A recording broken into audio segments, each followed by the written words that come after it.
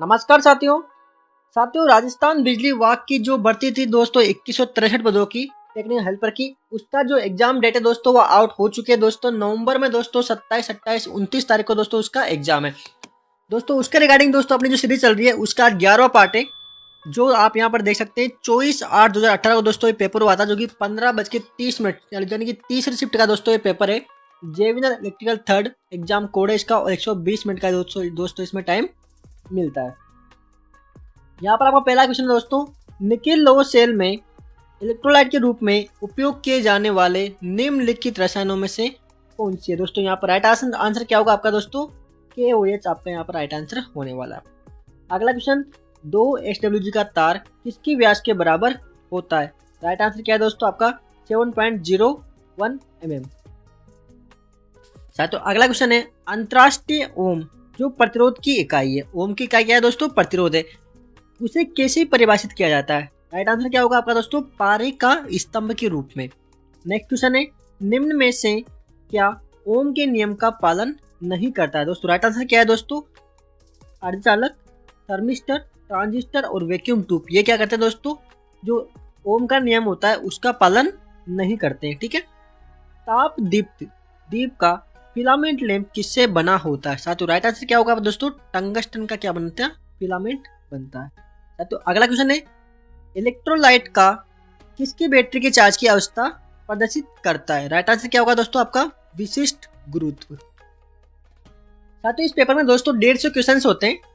150 question में दोस्तों अपन जो है 50 क्वेश्चन एक पार्ट में करते हैं और 50 क्वेश्चन दूसरे पार्ट में करते हैं। ये अपना 11वां पार्ट है दोस्तों। इसमें अपन जो है यहाँ पर 50 क्वेश्चन 75 क्वेश्चन यहाँ पर इसका कंप्लीट करने वाला है। क्वेश्चन है दोस्तों, 6 बैंड रजिस्टर रंग कोड में निम्न में से कौन सा बैंड तापमान गुणांक प्रदर्शित करता है। तो राइट आंसर क्या होगा दोस्तों आपका जो है छठा बैंड। अगला क्वेश्चन है, एक गैल्वेनोमीटर में को 1 एम्पेयर में कैसे रूपांतरित किया जाना चाहिए। तो राइट आंसर क्या होगा दोस्तों आपका, इसकी समांतर प्रतिरोध जोड़कर। नेक्स्ट क्वेश्चन है, भू संयोजन तार या भूमिगत तार का आकार किस पर आधारित होता है। साथियों राइट आंसर क्या होगा दोस्तों यहाँ पर जो है A और C, यानी कि भूमिगत तार के माध्यम से प्रवाहित अधिकतम दोष धारा का और सेवा लाइन की निर्धारित धारा क्षमता का। दोस्तों ये क्वेश्चंस बहुत ही सरल है, लेकिन दोस्तों इनकी जो लैंग्वेज है बहुत ही टफ है। आप इनको अच्छे से 1-2 बार पढ़ोगे तो आपको समझ में आ जाएगा कि क्वेश्चन ज़्यादा टफ नहीं है। हमने जो बुक में पढ़े हुए हैं, जो अपनी थ्योरी की बुक होती है, वही बार सारे क्वेश्चन आते हैं दोस्तों। लेकिन दोस्तों इनकी जो लैंग्वेज होती है वो बहुत ज़्यादा टफ होती है, उनको घुमा दिया जाता है। इसलिए दोस्तों अगर आप चाहते हो कि भैया मैं आपके लिए सरल सरल क्वेश्चन ले आऊँ, तो वो फिर आपके एग्जाम में भी देखने को नहीं मिलेंगे और आपका भी टाइम खराब होगा, हमारा भी टाइम खराब होगा। ठीक है। हमारा मकसद है दोस्तों आपको बिल्कुल जेन्युइन क्वेश्चन जो ऑफिशियली क्वेश्चन है उनको आपके प्रोवाइड करवाना। तो अपनी जो सीरीज है दोस्तों 3000 क्वेश्चन की, तो उसमें अपन ने यही टारगेट किया है दोस्तों, जितने भी पुराने क्वेश्चन से एग्जाम में जो आए हुए हैं उन्हीं को अपन दोस्तों यहाँ पर जो है इन्वॉल्व कर रहे हैं। तो अगला क्वेश्चन है, स्टोरेज बैटरी की ट्रिकल चार्जिंग से कैसी सहायता होती है। तो राइट आंसर क्या हो जाएगा दोस्तों आपका यहाँ पर, इसे ताजा और पूर्णतः चार्ज बनाए रखने में। तो अगला क्वेश्चन है, लेड एसिड बैटरी में ऊर्जा किस रूप में संग्रहित होती है। किस रूप में दोस्तों यहाँ पर, रासायनिक ऊर्जा में। साथ अगर आप एक बार इनको पढ़ भी लोगे ना अच्छे से, तो जब क्वेश्चन आपके एग्जाम में आएगा आपके सामने, तो आपको आसानी से देखते ही आप समझ जाओगे कि भैया इसका आंसर क्या होने वाला है। ठीक है। तो आप सिर्फ इनको देखते जाओ दोस्तों, और बाकी कुछ भी नहीं करना, देखते जाओ या फिर एयरफोन लगा के इनको सुनते जाओ। ठीक है। बाकी सारा काम मेरा, मैं सब कुछ आपको सुनाता जाऊंगा दोस्तों। अगर आप इनको एक बार अच्छे से सुन भी लोगे तो आप आसानी से इसका जो आंसर दे पाओगे। अगला क्वेश्चन है, निम्न में से प्रकाश के किस दीप्त को पदक चिन्ह द्वारा दर्शाया जाता है। तो राइट आंसर क्या हो जाएगा दोस्तों आपका यहाँ पर जो है न्योन प्लेस दीप। तो अगला क्वेश्चन है, यदि किसी प्रतिरोधक के 3 रंग बैंड्स कौन कौन से दोस्तों, पीला, बैंगनी और ब्राउन है, तो प्रतिरोधक का मान क्या होगा। क्या होगा दोस्तों यहाँ पर जो है राइट आंसर क्या है दोस्तों आपका 470 ओम। साथियों ये जो क्वेश्चन है ये किससे सोल्व होता है दोस्तों, इसकी एक सारणी है दोस्तों, जो कि आपकी कलर कोड के अनुसार है। आपने देखा होगा दोस्तों, एक हमने पढ़ाया भी था इसके बारे में, बीबी रॉय के बारे में। ठीक है, बीबी Roy, Great Britain, very good wife. ठीक है, इसके बारे में हमने बताया था कि भैया बी का मतलब क्या होता है, बी का मतलब क्या होता है, आर का मतलब क्या होता है, ओ का मतलब क्या होता है, वाई का मतलब क्या होता है। ये सारे क्या है, कलर है दोस्तों। ठीक है। अगर आपने वीडियो नहीं देखी है तो आप देख सकते हैं दोस्तों। इसके लिए एक और सेपरेट वीडियो दोस्तों 2-4 दिन में आ जाएगी दोस्तों, उसको आप एक बार देख लेना। डायरेक्ट दोस्तों इससे ये क्वेश्चंस सॉल्व होते हैं, ठीक है। और अगला क्वेश्चन की तरफ चलते हैं अपन। 50 कूलम आवेश 5 सेकेंड की अवधि तक संवाहक में प्रवाहित होने वाली धारा का मान क्या होगा। साथियों इसका क्या फॉर्मूला है, Q टू IT, ठीक है, IT। तो यहाँ पर अपने पास में दोस्तों टाइम क्या है दोस्तों, 5 सेकेंड है, ठीक है। 50 कूलम आवेश है तो 50 बटा क्या हो जाएगा दोस्तों, 5 हो जाएगा। राइट आंसर क्या जाएगा आपका पास जो है बी। तो अगला क्वेश्चन है किसकी चालकता का व्युत्क्रम है। तो राइट आंसर क्या हो जाएगा आपका दोस्तों, प्रतिरोधकता का व्युत्क्रम है। साथियों अगर आपको स्पीड थोड़ी जल्दी लग रही है तो आप इसकी स्पीड को घटा सकते हैं, कम कर सकते हैं, आपके पास ऑप्शन है, ठीक है। 3 डॉट पे जाकर आप इसकी स्पीड को कम कर सकते हैं। अगर आपको स्पीड स्लो लग रही है तो आप इसकी स्पीड को बढ़ा सकते हैं, ठीक है। अगला क्वेश्चन है 30 ओम, 20 ओम और 80 ओम के प्रतिरोधक डेल्टा में जुड़े होने पर समान स्टार कनेक्शन को ज्ञात कीजिए। तो यहाँ राइट आंसर क्या होगा दोस्तों आपका जो है ई 4.61, 12.31 और 18.46। तो अगला क्वेश्चन है आपका यहाँ पर जो है बेटन वायरिंग के दौरान केबलों को स्थान पर दृढ़ता से क्लिपिंग करने के लिए किसका इस्तेमाल किया जाता है। दोस्तों राइट आंसर होगा आपका जो है लिंक केबल। अगला क्वेश्चन है सागौन की लकड़ी पर TRS केबल डालने के लिए किस वायरिंग का इस्तेमाल किया जाता है। दोस्तों राइट आंसर होगा दोस्तों आपका यहाँ पर जो है बेटन। घरेलू उद्देश्यों के लिए निम्न में से किस वायरिंग प्रणाली का इस्तेमाल किया जाता है। दोस्तों राइट आंसर होगा आपका दोस्तों कंड्यूट वायरिंग। तो BJT का आधार क्या होता है दोस्तों, यहाँ पर हल्का डोपित होता है। पूर्ण तरंग सेतु संशोधन में क्या होता है दोस्तों, यहाँ पर जो है 4 डायोड होते हैं। सिलिकॉन डायोड के लिए अग्रबाहित वोल्टेज लगभग कितना होता है, 0.7 वोल्ट होता है। तो क्वेश्चन है दोस्तों यहाँ पर कौन सा डायोड नीचे दिए गए प्रतीक को दर्शाता है। दोस्तों राइट आंसर होगा आपका दोस्तों यहाँ पर ये टनल डायोड। तो अगला क्वेश्चन है डबल एनर्जी ट्रांजिएट किसमें होता है। साथियों राइट आंसर क्या हो जाएगा आपका यहाँ पर RLC सर्किट में। अगला क्वेश्चन है थारिस्टर की कितनी परतें होती है, कितनी होती है दोस्तों यहाँ पर परतें आपकी जो है C। राइट आंसर हो गया आपका 4। निम्नलिखित में से कौन सी डायोड रिवर्स ब्रेकडाउन रीजन में संचालित होता है। तो रिवर्स में कौन सा होगा दोस्तों यहाँ पर जो है COD जेनर डायोड और एल्वेलेंच डायोड।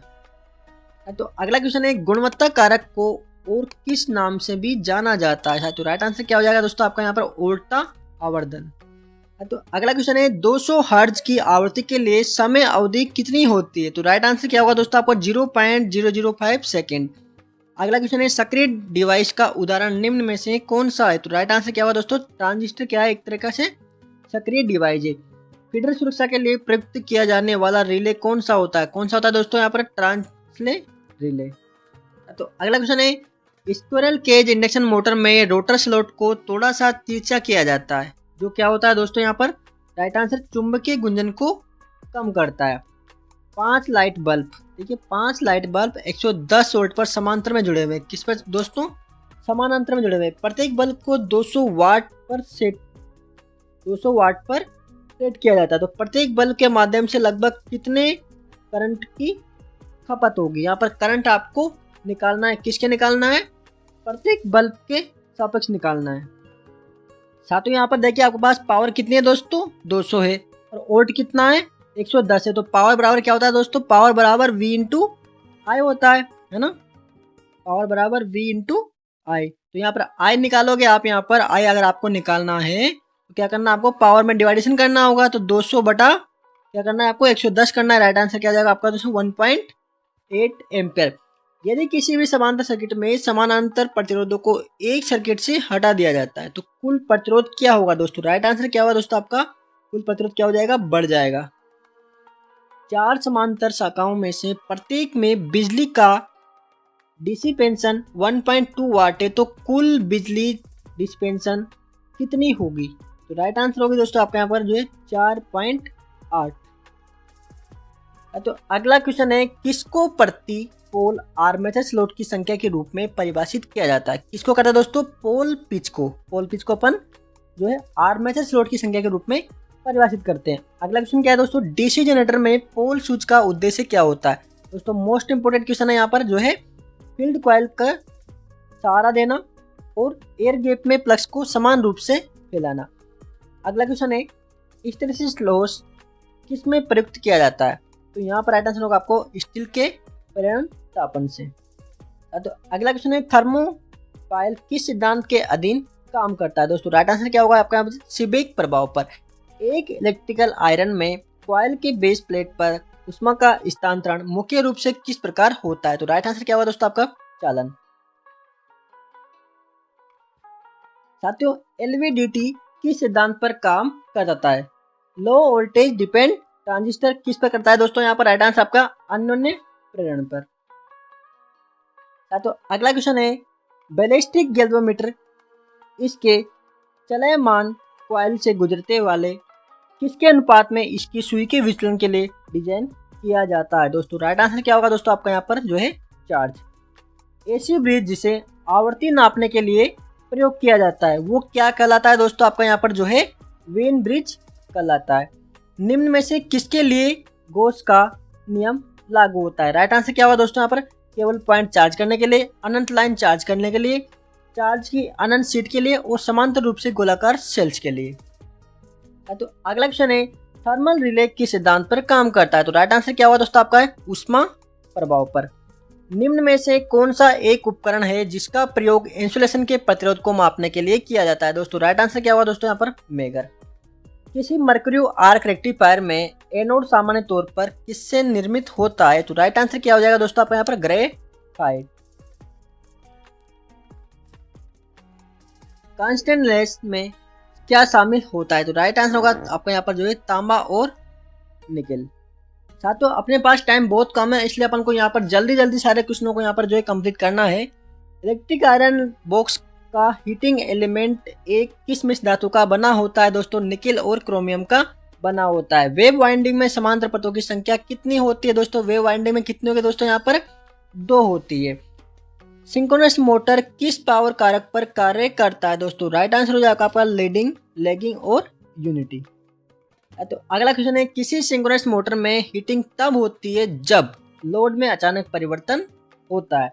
किसी सिंक्रोनस मोटर में हीटिंग को किसके द्वारा न्यूनतम किया जा सकता है? तो राइट आंसर क्या होगा दोस्तों आपका यहाँ पर जो है ABCN की फ्लाई व्हील का प्रयोग करके, टेम्पर वाइंडिंग का प्रयोग करके और सिंक्रोनाइजिंग पावर के लिए मोटर को डिजाइन करके। नेक्स्ट क्वेश्चन है किसी सिंक्रोनस मोटर का प्रसार कारक हमेशा कितना होता है? तो राइट आंसर क्या हो जाएगा दोस्तों आपको? यूनिटी से कम। तो अगला क्वेश्चन है निम्न में से एक रोटर होता है जिसे शून्य मैग्नेटिक परमेबिलिटी के साथ एक गैर चुंबकीय पदार्थ के छल्ले द्वारा संदर्भित मिलता है। तो राइट आंसर क्या होगा दोस्तों आपका? परिधात्मक क्षेत्र हिस्टैरिसीस मोटर। तो अगला क्वेश्चन है घरेलू रेफ्रिजरेटर में प्रयोग होने वाला मोटर क्या कौन सा होता है? तो राइट आंसर क्या होगा आपको? सिंगल पेज इंडक्शन मोटर होता है। निम्न में से किस सिंगल पेज मोटर में उच्चतम चालक टॉर्क होता है? तो राइट आंसर क्या होगा दोस्तों? कैपेसिटर रन मोटर में। 3 सिंगल पेज स्टेटर वाइंडिंग कितनी दूरी पर विद्युतीय रूप से मोटर के अंदर रखे जाते हैं? तो राइट आंसर क्या होगा दोस्तों? 120 डिग्री पर।